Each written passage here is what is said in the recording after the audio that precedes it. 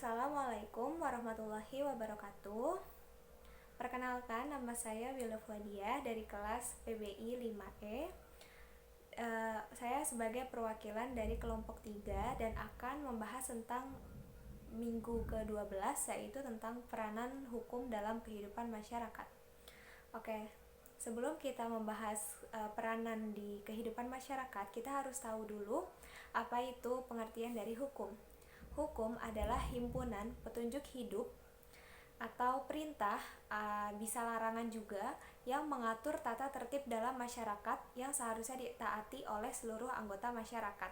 Dalam arti lain, hukum adalah himpunan peraturan yang dibuat oleh yang berwenang dengan tujuan untuk mengatur tata kehidupan masyarakat yang mempunyai ciri memerintah dan melarang serta mempunyai sifat memaksa dengan menjatuhkan sanksi hukuman bagi mereka yang melanggarnya.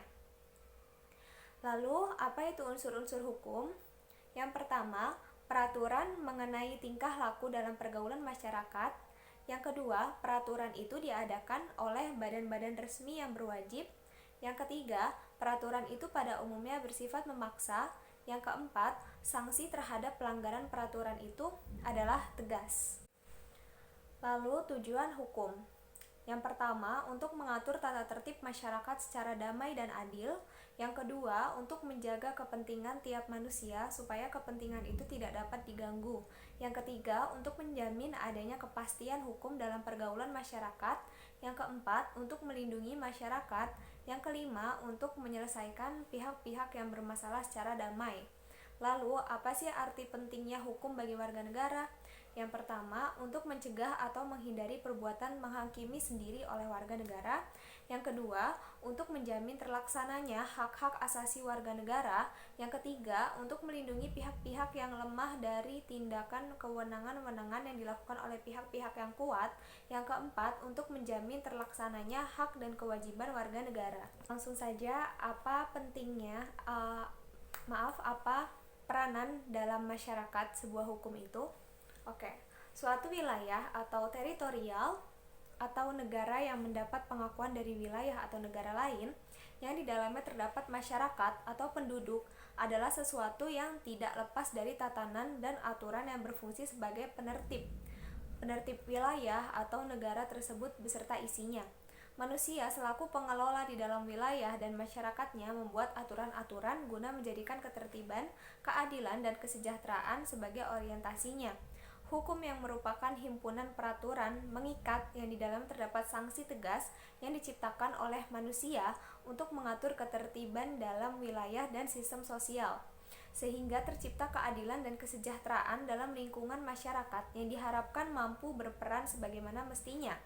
Pada hakikatnya, hukum itu tumbuh dan digunakan akibat daripada peristiwa yang timbul di dalam lingkungan masyarakat yang pada saat itu masih terdapat keraguan atau kebimbangan dalam pemecahan masalahnya, sehingga hukum itu masuk dan menyatu dengan kehidupan setiap manusia yang pada teritorialnya diatur oleh hukum. Ada hukum adat atau hukum tidak tertulis dan ada hukum yang tertulis seperti Undang-Undang Dasar 1945.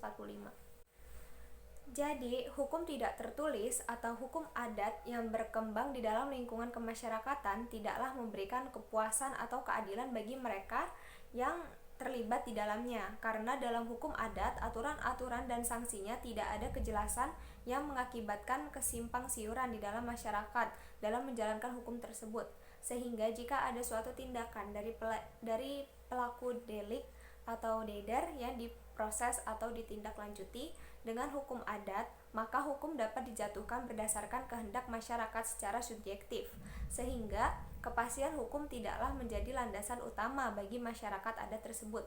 Oleh karena itu, hukum tertulis menjadi alternatif guna menegakkan keadilan yang benar-benar objektif. Nah, lalu apa itu hukum tertulis? Hukum tertulis yang berupa modifikasi dibuat berdasarkan konsensus masyarakat sehingga hukum itu tumbuh berdasarkan kesepakatan Pada abad ini, hukum tertulis yang berupa undang-undang dibuat oleh eksekutif dan disetujui oleh legislatif yang kemudian dimuat sekaligus dan dideklarasikan dalam lembaran dalam lembaran negara oleh sekretaris negara. Setelah undang-undang tersebut melahirkan hukum untuk senantiasa ditaati demi terwujudnya tertib hukum, maka berlakulah asas fikti yang menyatakan bahwa setiap orang dianggap telah mengetahui adanya suatu undang-undang. Hal ini berarti bahwa tidak ada alasan bagi seseorang yang terlibat atau melanggar hukum dengan pernyataan dia tidak tahu menahu tentang undang-undang dan ia pun melanggarnya. Lalu ada juga fungsi atau peranan hukum di dalam masyarakat, yaitu hukum sebagai social control, di mana setiap kelompok masyarakat selalu ada problem sebagai akibat adanya perbedaan antara yang ideal dan yang aktual, antara yang standar dan yang praktis. Penyimpangan nilai-nilai yang ideal dalam masyarakat dapat dicontohkan seperti pencurian, perzinahan, hutang, membunuh, dan lain-lain. Semua contoh ini adalah bentuk perilaku yang menyimpang yang menimbulkan persoalan dalam masyarakat, baik pada masyarakat yang sederhana maupun pada masyarakat yang modern. Dalam situasi yang sedemikian itu, kelompok itu berhadapan dengan problem untuk menjamin ketertiban bila kelompok itu menginginkan untuk mempertahankan eksistensinya. Lalu peranan lainnya, hukum sebagai alat untuk mengubah masyarakat adalah hukum sebagai social control dan sebagai alat untuk mengubah masyarakat atau biasa disebut social engineering. Sebagai alat pengubah masyarakat adalah dianalogikan sebagai suatu proses mekanik terlihat akibat perkembangan industri dan transaksi bisnis yang memperkenalkan nilai-nilai baru dengan melakukan interpretasi ditegaskan dengan temuan-temuan tentang keadaan sosial masyarakat melalui bantuan ilmu sosiologi, maka akan terlihat adanya nilai-nilai atau norma-norma tentang hak individu yang harus dilindungi, dan unsur tersebut kemudian dipegang oleh masyarakat dalam mempertahankan kepada apa yang disebut dengan hukum alam atau natural law. Oke, baiklah, sekian video dari saya. Bila ada kesalahan yang datang dari saya sangat meminta maaf. Kurang lebihnya mohon dimaklumkan. Wassalamualaikum warahmatullahi wabarakatuh.